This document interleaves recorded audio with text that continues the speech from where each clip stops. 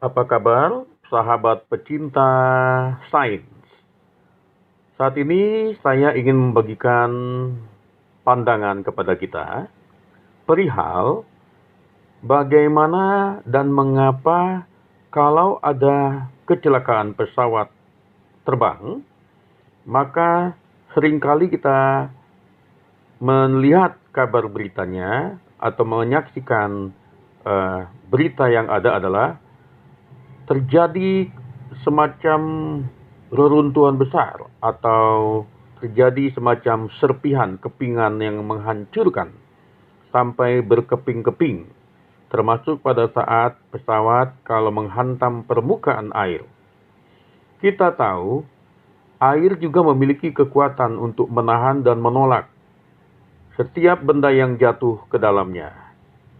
Jadi bisa saja pada saat pesawat udara, pesawat terbang, benda besar jatuh ke air, maka dari air juga akan muncul gaya untuk menolak.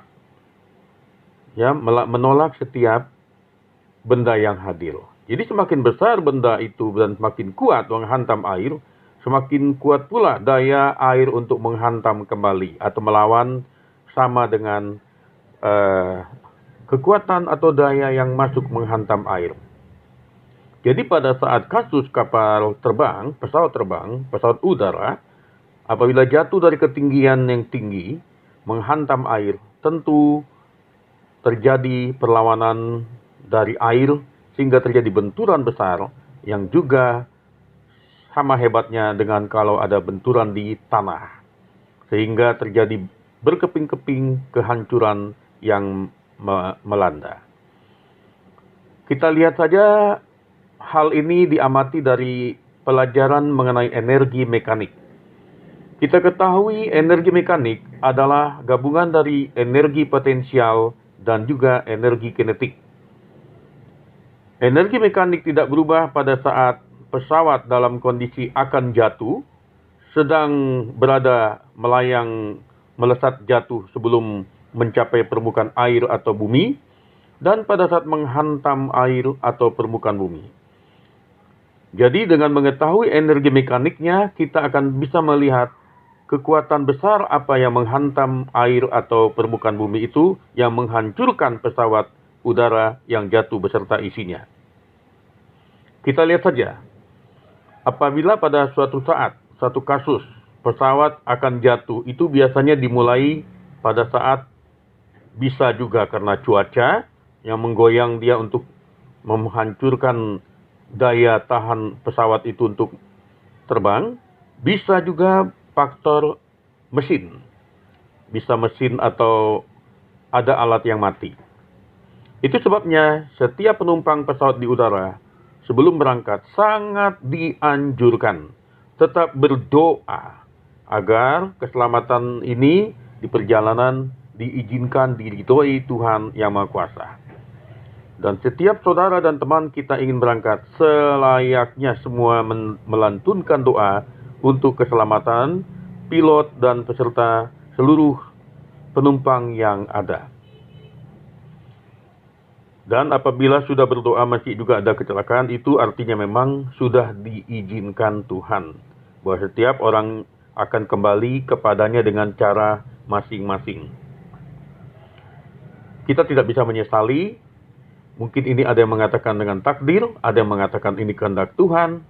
Yang penting ini seizin Tuhan. Kita menelaah bagaimana akibat apabila terjadi pesawat jatuh sehingga berkeping-keping akibat dari energi mekanik yang menghantam permukaan bumi.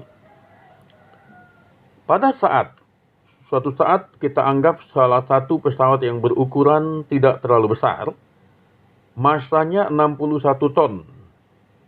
Kita mengabaikan dulu berat penumpang. Kalau ada lebih berat lagi ya.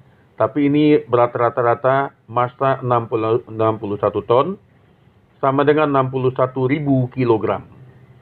Apabila suatu kasus di mana pesawat udara tertentu mengalami gangguan apakah cuaca atau mesin di sebuah awan dengan ketinggian 250 kaki atau sekitar 86 meter dari permukaan air tanah bumi.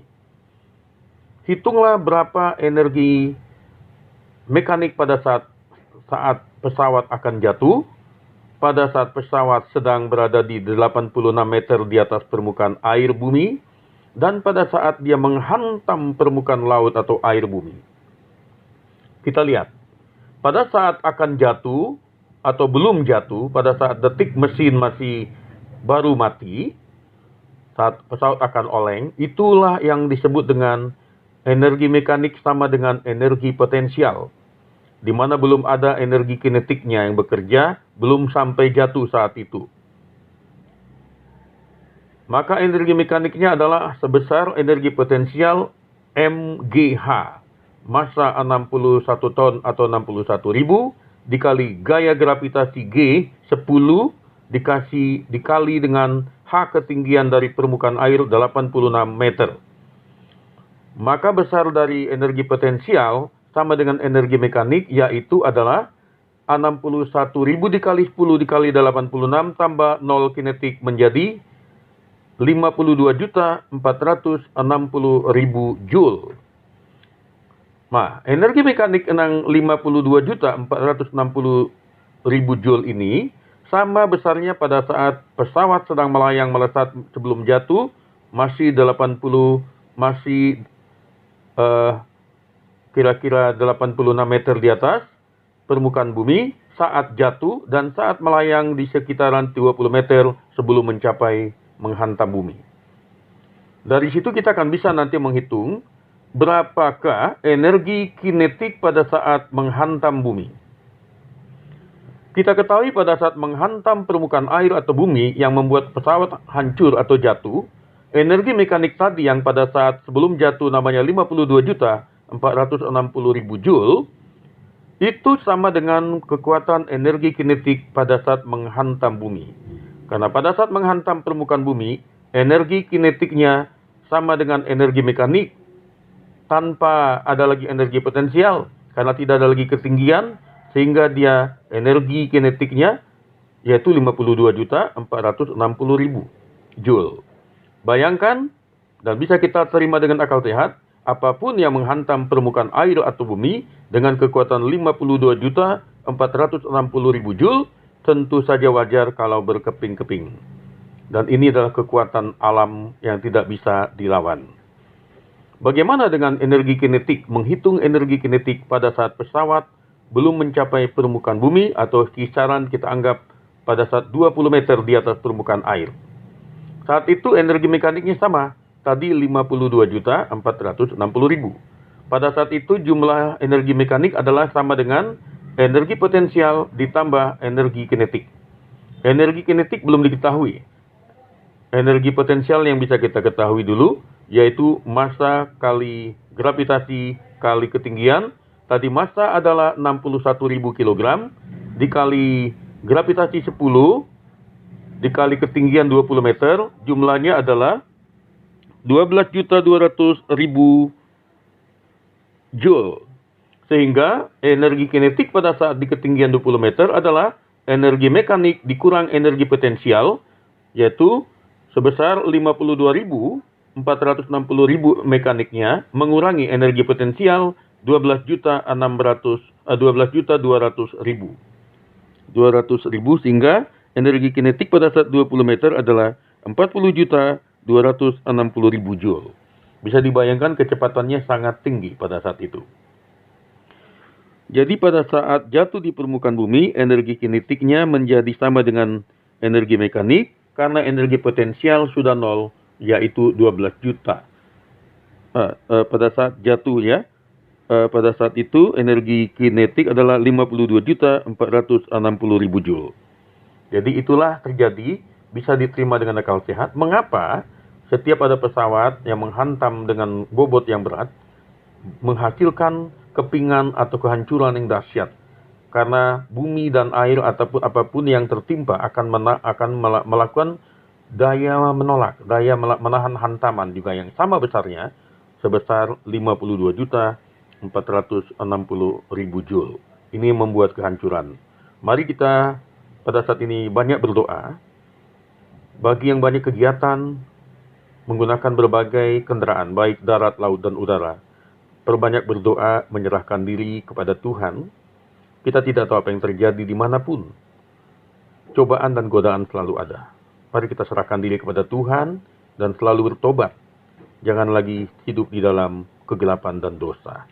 Kiranya Tuhan mengampuni segala dosa kita, sehingga kapanpun Tuhan memanggil kita, kita siap. Demikianlah suatu inspirasi, penajaman, pemahaman, kajanah, manajemen kalbu kita ditilik dari pemahaman sains. Semoga bermanfaat untuk kita semua. Tuhan melindungi kita. Amin.